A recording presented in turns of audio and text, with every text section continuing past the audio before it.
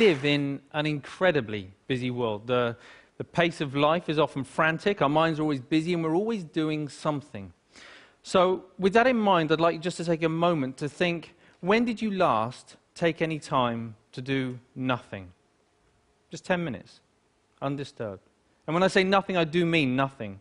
So that's no emailing, texting, no internet, no TV, no chatting, no eating, no reading. Not even sitting there reminiscing about the past or planning for the future. Simply doing nothing. I see a lot of very blank faces. My thinking is probably have to go a long way back. And this is an extraordinary thing, right? We're talking about our mind. The mind, our most valuable and precious resource, through which we experience every single moment of our life.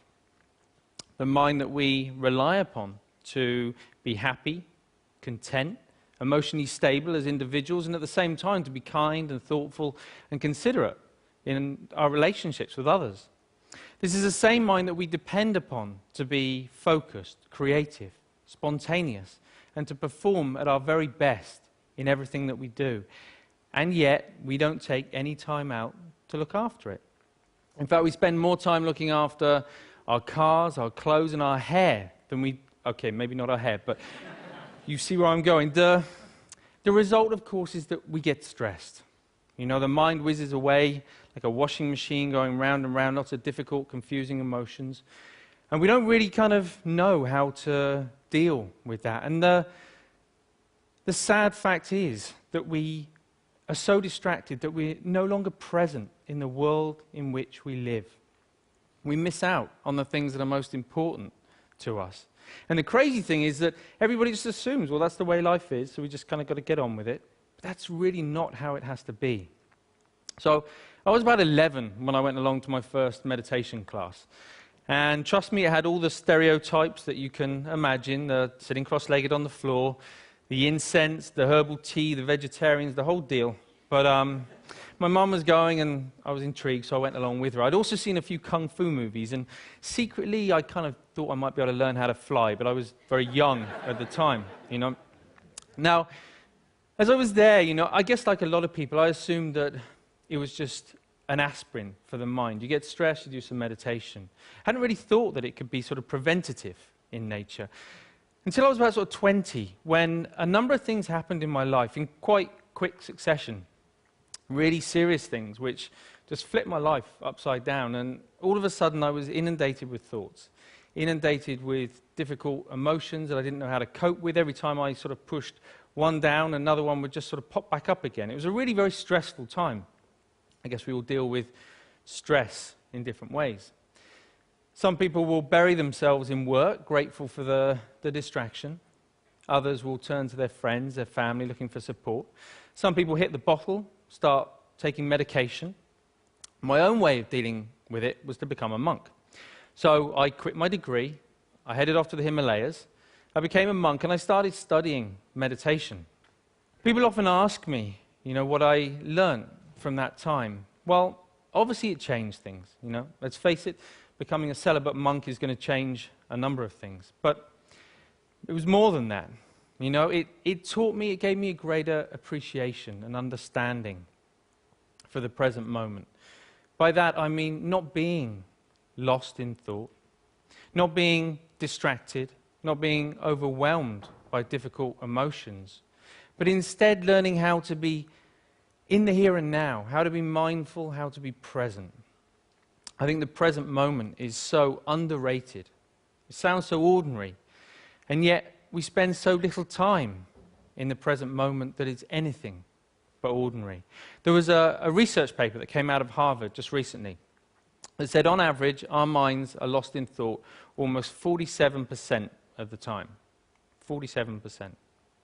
At the same time, this sort of constant mind wandering is also a direct cause of unhappiness. Now, we're not here for that long anyway, but to spend almost half of our life lost in thought and potentially quite unhappy, I don't know, it kind of seems tragic, actually, especially when there's something we can do about it. When there's a positive, practical, achievable, scientifically proven technique which allows our mind to be more healthy, to be more mindful, and less distracted. And the beauty of it is that even though it kind of need only take about 10 minutes a day, it impacts our entire life.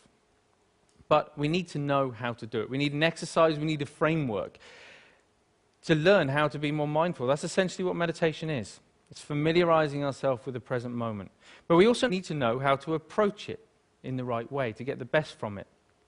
And that's what these are for, in case you've been wondering. Because most people assume that meditation is all about sort of stopping thoughts, getting rid of emotions, somehow controlling the mind. But actually it's quite different from that.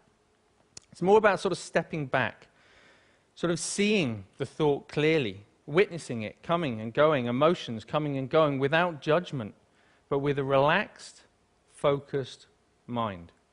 So for example, right now, if I focus too much on the balls, then there's no way that I can relax and talk to you at the same time. Equally, if I relax too much talking to you, then there's no way I can focus on the balls. I'm going to drop them.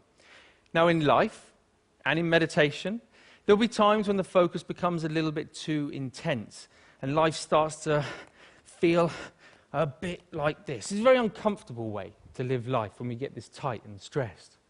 At other times, we might take our foot off the gas a little bit too much and things just become a little bit like this. And of course, in meditation, we can end up falling asleep. So we're looking for a balance of focused relaxation where we can allow thoughts to come and go without all the usual involvement. Now, what usually happens when we're learning to be mindful is that we get distracted by a thought. Let's say this is an anxious thought. So everything's going fine, and then we see the anxious thought, and it's like, oh, I didn't realize I was worried about that.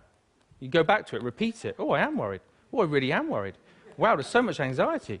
And before we know it, right, we're anxious about feeling anxious. You know, this is crazy. We do this all the time, even on an everyday kind of level. If you think about the last time, I don't know, you had a wobbly tooth. You know it's wobbly, and you know that it hurts. But what do you do every 20, 30 seconds? I don't know. I don't know. It does hurt.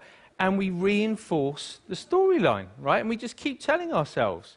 And we do it all the time. And it's only in learning to watch the mind in this way that we can start to let go of those storylines and patterns of mind. But when you sit down and you watch the mind in this way, you might see many different patterns. You might find a mind that's really sort of restless and the whole time. You know, don't be surprised if you feel a bit agitated in your body when you sit down to do nothing and your mind feels like that. You might find a mind that's very sort of dull and boring and it's just almost mechanical. It just sort of seems to, it's as if you're just sort of getting up, going to work, eat, sleep, get up. Or it might just be that one little nagging thought that just goes round and round and round your mind. Whatever it is, meditation offers the opportunity, the potential to step back and to get a different perspective, to see that things aren't always as they appear. You know, we can't change every little thing that happens to us in life, but we can change the way that we experience it. That's the potential of meditation, of mindfulness. You don't have to burn any incense, and you definitely don't have to sit on the floor. All you need to do is to take 10 minutes out a day to step back, to familiarize yourself with the present moment so that you get to experience a greater sense of focus, calm, and clarity in your life. Thank you very much.